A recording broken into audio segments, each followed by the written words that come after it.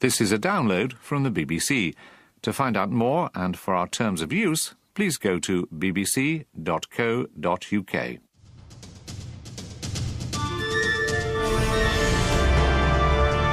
This is Feedback. It certainly is, and that is just a taste of the frankly awe-inspiring jingle which one of our listeners has composed exclusively for Feedback. We'll play the full version and find out just what inspired the composer later in the programme. Coming up, we've also got an intriguing post-mortem on Jane Garvey's first radio date with Tim Samuels. They met when Radio 4's Woman's Hour and Five Live's Men's Hour became one over the bank holiday weekend. Will the romance blossom? This was like a first date where you're not quite yourself, you're slightly holding back, but I think given time you build a bit of chemistry. I think it could turn into something quite special, actually. Was that too forward? But before we discuss the chances of that relationship lasting, there's another new one about to start. The departing Director-General, Mark Thompson, is about to leave the third floor of Broadcasting House, and on Monday, the 17th of September, his successor, George Entwistle, will sit down at his desk and take a look at the in-tray. We want to make sure your concerns are at the top of it. After all, the DG's job spec did say that the successful candidate must make sure the BBC always holds the trust of the people who pay for it throughout the UK. My name's Brian Egger. I'm from Lake Vyrnwy in mid-Wales, and there are many programmes on Radio 4 that have invited guests that always seem to run out of time when it starts to get interesting. Might I suggest that a dedicated online channel is set up to allow the programme to run on for, say, another hour? Finally, you can tell George that I don't envy him his job. It must be like standing in the middle between two trenches in the First World War. Friendly fire is just as dangerous as the enemy. Thank you. My name is Des McCall, and I have been a particular fan of some of the music programmes on Radio Ulster, but recently they have been axed. Particularly I'm thinking about slightly more specialist programmes, you might say. I appreciate that the Director-General isn't directly responsible, but he does have a mandate to hold the BBC distinct from the rest of the market by supporting more unique music programmes such as those that I've mentioned before. So, this is our plan. Send us the editorial, operational and creative suggestions you have for George Entwistle, and I promise to bind them all into a handsome volume and personally hand it to the incoming DG on his very first day in the job, along with an invitation to come on the programme as soon as possible. Do send us your messages and I will be your special delivery postman. Of course, we're not above asking you to do some work for us. Most recently, your sterling efforts on Operation Dropout. This began back in June, when some of you got in touch to ask whether the number of dropped lines and disappearing interviewees was increasing. Since then, the trickle of examples has become a raging flood. I'm Brian McPhee. So is it my unreliable memory, or is the prevalence of technical glitches increasing?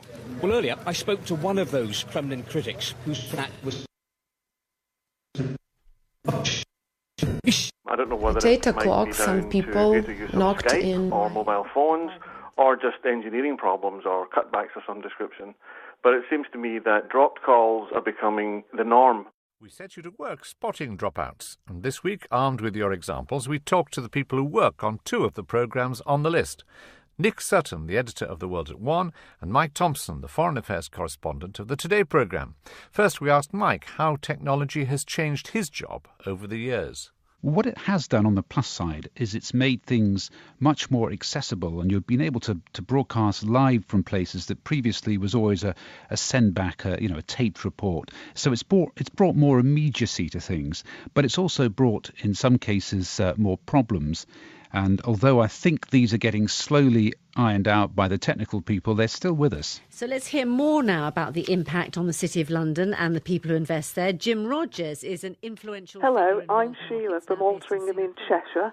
I've just spotted a dropout on World at One, a lengthy question followed by complete silence from Singapore. But do you think there could be more lasting damage to London as a financial centre? Oh, we seem to be having a few problems with the line there. Obviously, trouble going to Singapore. But let's hear now... Jim Rogers is one of the biggest investors in the world. He wasn't able to go into the BBC Singapore bureau, but had agreed to do an interview with us on Skype. Skype is a technology that is increasingly found on people's iPhones, laptops, that enables them to talk to people around the world. In this case, the line was established. We were happy talking to him. He was sort of listening to the program, and then it cut out as we went to him, which does happen. I've not looked back enough to see whether the number of dropouts are increasing. What I do think is the case is that we're doing more live interviews than ever before. And I think it's sort of inevitable when we're at that sort of number of live interviews that things sometimes go wrong. It is on track to strike right on New Orleans itself, and of course, as you say, that brings... Well, there was always that possibility, wasn't there, on a line to New Orleans as a hurricane approaches. I do remember quite a few years ago being in North Korea, and they actually gave me access to sit-down interviews with government ministers, something I don't think has happened since. So it was really exciting stuff. And I was filing a report for the Today programme. I'd got about halfway through that when all of a sudden the line went. And the presenter back in London was saying, "Oh dear, we've lost Mike in North Korea. He's vanished there." And at which point I was told later by a producer that rang me to say that the switchboard had lit up with listeners saying, "What have they done with him? Have the North Koreans got him? You know, what's happened? Give us news of him." I'm Caroline Compton. It is getting more and more difficult to understand interviewees on radio programmes owing to the poor quality of telephone reception. All too often, interviews have to be curtailed. Have you thought of ways of improving reception? We could pre-record more, and obviously we do pre-record some interviews on The World at One, but I think listeners do like, and it makes sense to try and do some interviews live. I think the thing with the technology as well is it does enable us to get to more places more cheaply than we were able to before. So, for example, last week, Hugh Sykes was reporting for The World at One from Jordan on the sort of Syrian conflict, and he was using technology called Lucy Live, which is on his laptop. My name is Andrew Keena. It seems to me that scarcely a day goes by without either the Today programme or PM or The World at One in which a line doesn't go down. Don't recall this in pre-digital times. So is this a brave new world? Well, I have a feeling that dropouts are here to stay of one sort or another, because as time goes by, people on the technical side are going to be pushing the barriers to try and help us do even more. And I imagine, therefore, we're always going to be on a sort of a frontier, and perhaps we should always be on a frontier of sorts, so that there's going to be risk. And one of those risks is dropout, and I don't think they're going away anytime soon. Thanks to Mike Thompson and Nick Sutton. It's understandable that an individual editor or a reporter would want to risk a dodgy connection for the sake of a great story, but if everyone is doing it, then the network can start to sound distinctly ragged, and the presenters a bit edgy, as they wait for silence to strike. Don't worry, I'm still here. Peter Coles is the BBC's technology controller. In other words, if a line goes down, he is ultimately responsible. I asked him what he thought of the long list of dropouts listeners have assembled. It's extremely useful to get that kind of feedback. Presumably monitor all these yourself. Yes, of course we do, but it's helpful to get that extra kind of perception about what really matters to the audience as opposed to what we think matters to the audience. And are you surprised by the number of dropouts noticed? I think when you look at a list, it always looks surprising, but let's just place this in context. We do somewhere well in excess of 1,000 live contributions into our Radio 4 and Radio 5 news output every week. And so whilst any dropout is of a concern, it's a relatively small number in the round. And is it getting worse? Well, when we looked at that list, almost half of the items that are listed here are what we would classify as operational issues rather than technical issues. What, so human error? Maybe human error. It may be that due to the delay on a satellite circuit, that appears like there's a pause, like something's dropped out, but actually it's an operational issue.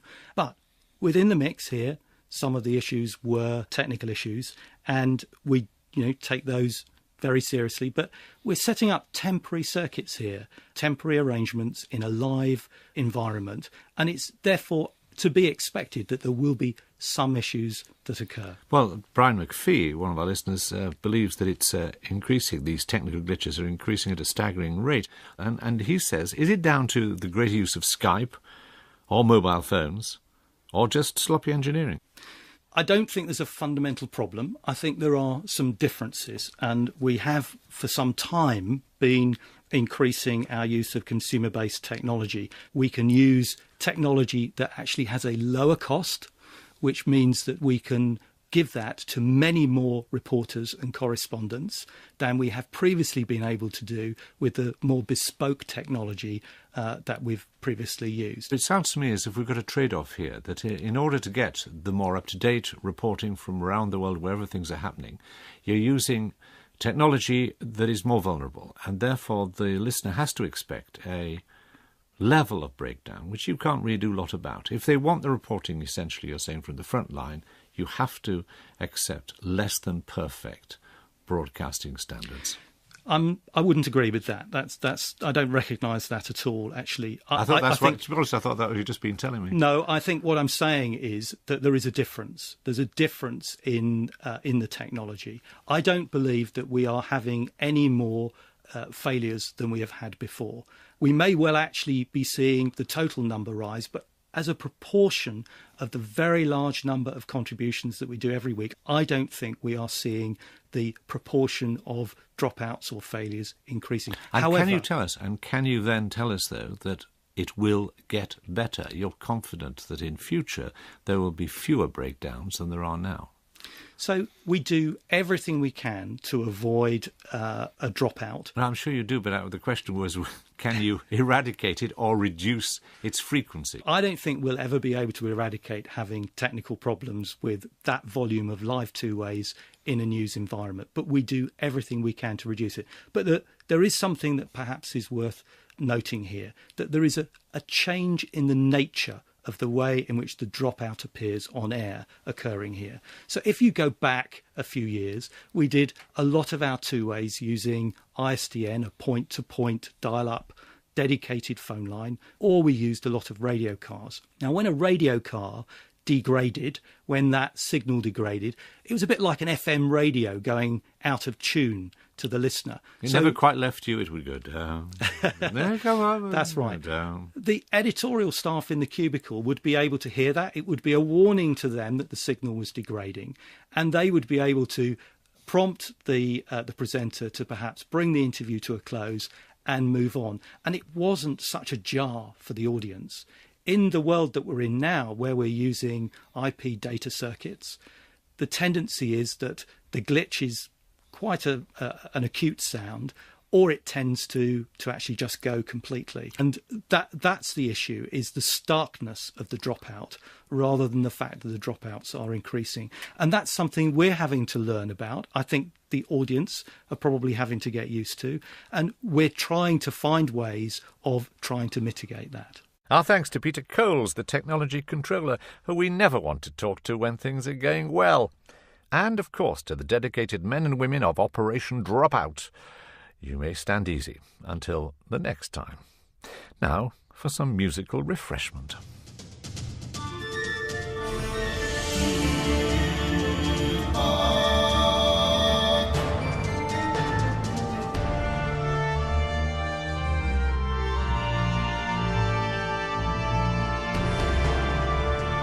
This is Feedback. That inspirational piece was composed by Tommy Burns, who is due to start a music technology course at York University in October. Last week he heard me say that Feedback was pining for a jingle of its very own. So he got to work. I used a sort of an orchestral bass. I tried to find different elements of Feedback of the show and sort of put them into the song, which I found very difficult. Because the show is very diverse and there's lots of different people's views, I found it very difficult to focus on one particular idea in the jingle. So in the end, what I decided to do was making something that grabbed people's attention and basically just make something interesting that I thought people would enjoy.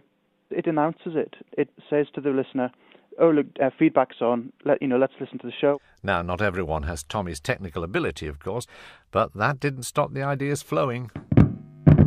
Hello, this is Mike Turbine Hamilton. It occurred to me that it might be appropriate to have a series of howling microphones and perhaps electric guitars, howling through amplifiers arranged in tonal order, rising at the beginning of the programme and played in reverse at the end of the programme. It wouldn't be particularly musical, but it would sound modern and it would wake everyone up. My name's Elizabeth Jones. I knocked off some doggerel for feedback, and it goes to the tune of the national anthem, and it goes something like this.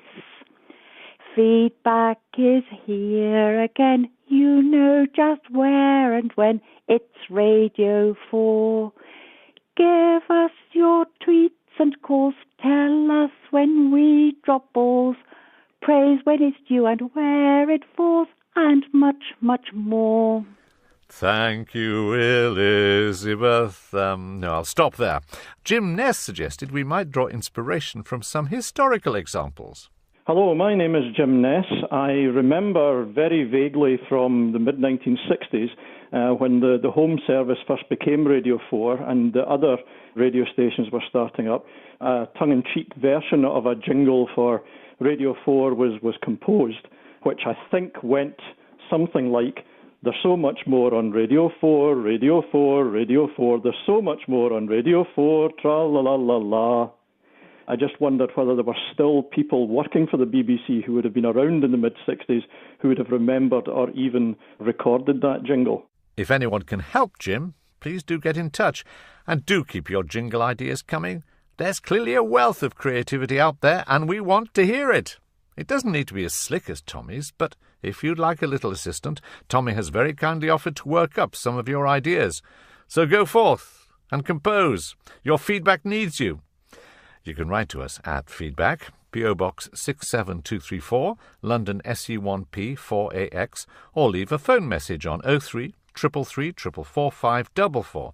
Standard landline charges apply, but it could cost more on some mobile networks. Or you can email feedback@bbc.co.uk. All those details are on our website. Now, earlier in the programme we mentioned an intriguing new relationship. On Monday, Radio 4's 66-year-old Woman's Hour joined forces with a new toy boy, Radio 5 Live's Men's Hour, a programme for the modern man, which has just finished its third series.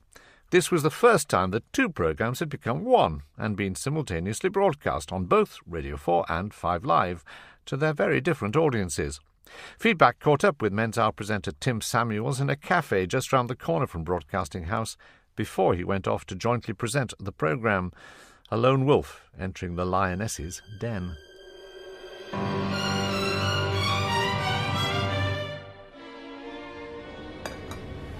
So it's the morning before the big date. It's the first date, and it's a blind date. I've not met Jane before, and it's all taking place in the Woman's Hour enclave. It's going to be Jane and a lot of backup, really. Going through my pre-match ritual. I've been doing a lot of yoga, seeing my therapist twice a week. It's here's my 5th pint. Would you like more ice for vodka? You see, I think the waiters in the restaurant here, they know I need some male bolstering. I had 14 pints of lager, and suitably still to go into the Woman's Hour den. So from the cafe off to Broadcasting House.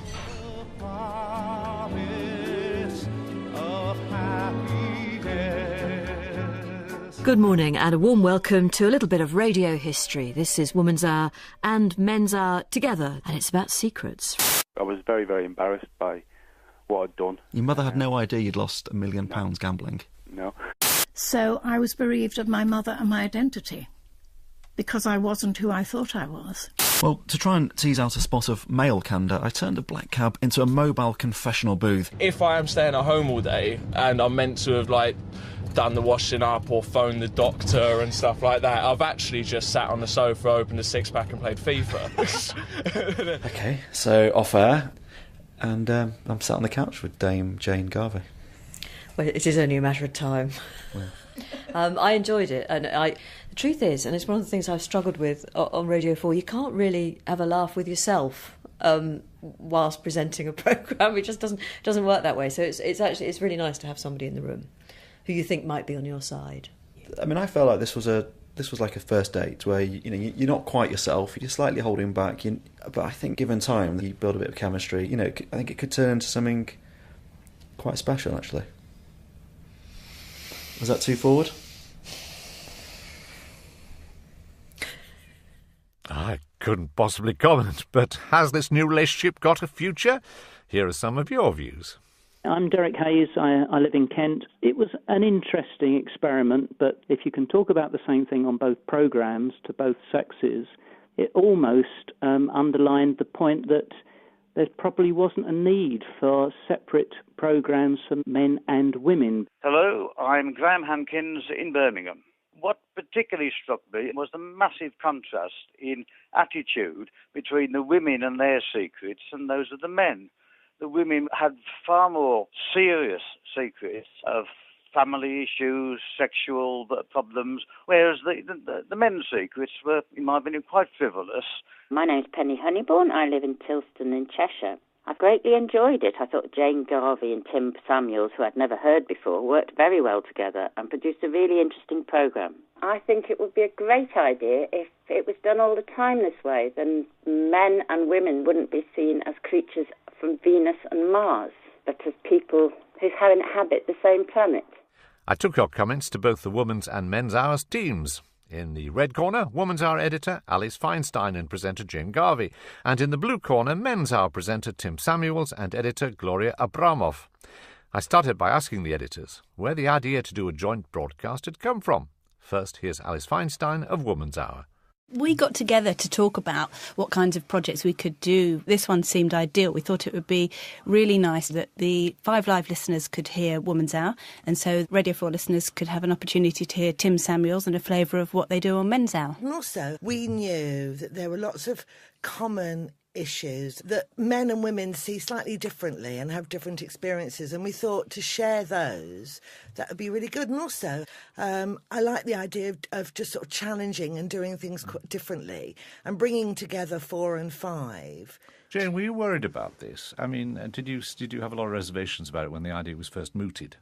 No, I wasn't worried, and no, I didn't have any reservations. I'm all for doing things a little bit differently some of the time, and I believe that the two networks probably have more in common, and I suspect share more listeners than they might but realise. you know how Women's Hour listeners are defensive of the programme. You try and move or do anything different, you've got to be very, very careful. I am aware of that. I mean, even after 5 years, I'm still known as the woman who isn't Jenny Murray, and I am aware of that. And it's in another 15 years, I hope to have just inched a little bit further into the public's affections. It'll take time. Oh, well, Alice Feinstein, how did you decide on the subject that would work for you both?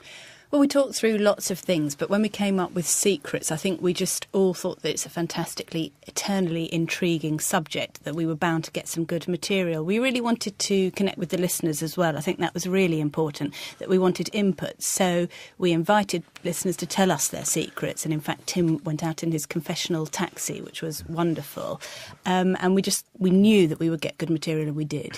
I wonder if, in the end, though, women are prepared, on the question of, say, secrets, to disclose far more than men. I mean, Graham from Birmingham says, I thought the women's secrets were far heavier and taken much more seriously than those of the men. The women spoke of deep relationship and or sexual secrets which had profound effects on him. The fellas, I thought, were almost joking about their speaking laddishly about relationships, money, etc. Nothing wrong with that, perhaps, but the contrast did strike me. Did it strike you? Well, I mean, I think the conversations that Tim had in the cab were one sort of conversation, but I thought that Dominic was far from taking his gambling debts lightly. The point I'm trying to get at, I suppose, is a Woman's Hour in one way easier because women on the whole still are prepared to be more honest emotionally?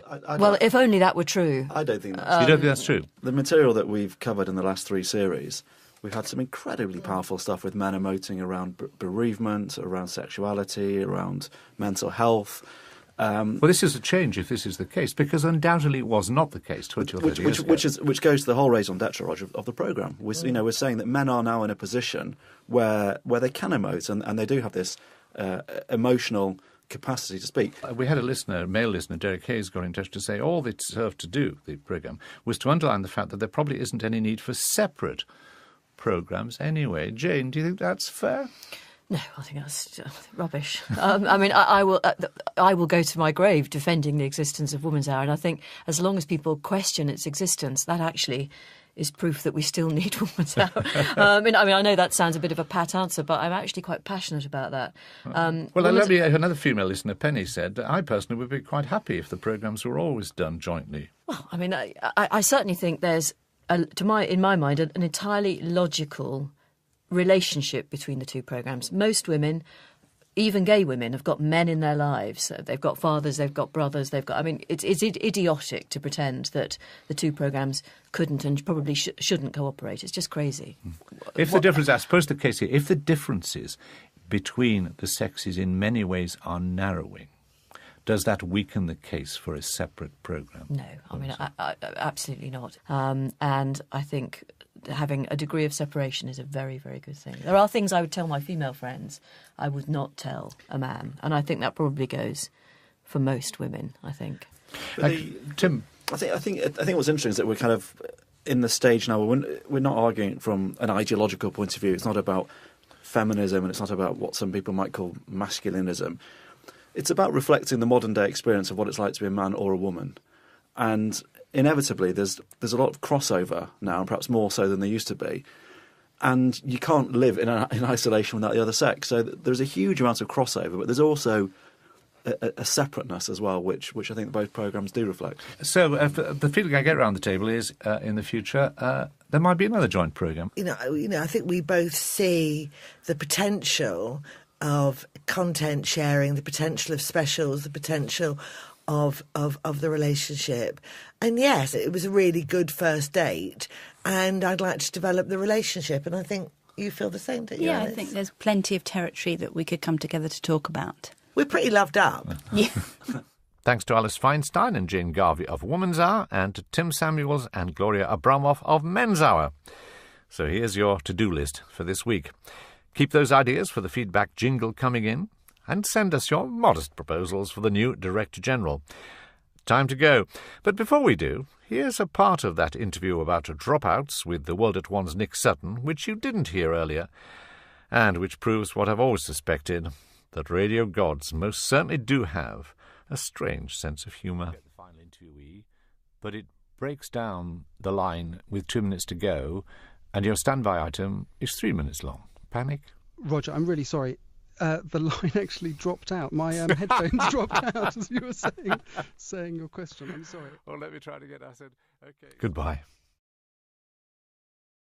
Personally handed to the incoming DG on his very first day in the job, along with an invitation to come on the programme as soon as possible. Do send us your messages, and I will be your special delivery postman. Of course, we're not above asking you to do some work for us. Most recently, your sterling efforts on Operation Dropout. This began back in June, when some of you got in touch to ask whether the number of dropped lines and disappearing interviewees was increasing. Since then, the trickle of examples has become a raging flood. I'm Brian McPhee. So is it my unreliable memory, or is the prevalence of technical glitches increasing? Well, earlier I spoke to one of those. Thank you. My name is Des McCall, and I have been a particular fan of some of the music programmes on Radio Ulster, but recently they have been axed. Particularly I'm thinking about slightly more specialist programmes, you might say. I appreciate that the Director General isn't directly responsible, but he does have a mandate to hold the BBC distinct from the rest of the market by supporting more unique music programmes, such as those that I've mentioned before. So, this is our plan. Send us the editorial, operational and creative suggestions you have for George Entwistle, and I promise to bind them all into a handsome volume, and the DG's job spec did say that the successful candidate must make sure the BBC always holds the trust of the people who pay for it throughout the UK. My name's Brian Egger. I'm from Lake Vyrnwy in mid-Wales, and there are many programmes on Radio 4 that have invited guests that always seem to run out of time when it starts to get interesting. Might I suggest that a dedicated online channel is set up to allow the programme to run on for, say, another hour? Finally, you can tell George But I don't envy him his job. It must be like standing in the middle between two trenches in the First World War. Friendly fire is just as dangerous as the enemy. This is a download from the BBC. To find out more and for our terms of use, please go to bbc.co.uk.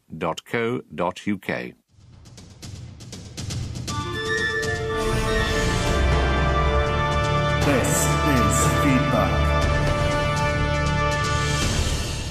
It certainly is, and that is just a taste of the frankly awe-inspiring jingle which one of our listeners has composed exclusively for Feedback. We'll play the full version and find out just what inspired the composer later in the programme. Coming up, we've also got an intriguing post-mortem on Jane Garvey's first radio date with Tim Samuels. They met when Radio 4's Woman's Hour and 5 Live's Men's Hour became one over the bank holiday weekend. Will the romance blossom? This was like a first date where you're not quite yourself. You're slightly holding back. But I think given time, you build a bit of chemistry. I think it could turn into something quite special, actually. Was that too forward? But before we discuss the chances of that relationship lasting, there's another new one about to start. The departing Director-General, Mark Thompson, is about to leave the third floor of Broadcasting House, and on Monday, the 17th of September, his successor, George Entwistle, will sit down at his desk and take a look at the in-tray. We want to make sure your concerns are at the top of it. After